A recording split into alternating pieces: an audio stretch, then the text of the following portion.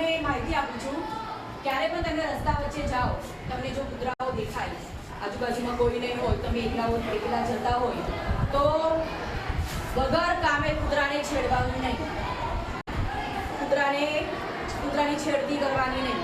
કૂતરા જો પાછળ આવે તો સેફ જગ્યા પર જતું રહેવું. કોઈ મોટા વ્યક્તિઓ હોય તેમને અવાજ આપવો, તમારા સુરક્ષા માટે તેમને બોલાવવા, અને ઇન કેસ જો તમને કોઈ કૂતરું કરડી જાય તો તરત ઘરે જઈને મમ્મી પપ્પાને જાણ કરો. જ્યારે તમે કઈ છે તો એને તમે કઈ અડી ના લેતા, એને ટચ ના કરતા, એને ખોરાક ના આપતા.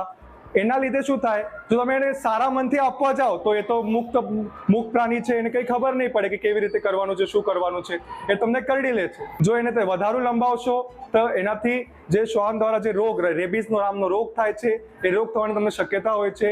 એના લીધે એના ઇન્જેક્શન, અને જેટલી તરત જ તમે એના પર સારવાર કરશો એટલી તમને જે છે એનાથી પીડા જે છે ઓછી થશે. તો આવી રીતે છોકરાઓને શ્વાન વિષય ભણતર સાથેનું બધું અંતર આપવામાં આવી રહ્યું છે સર.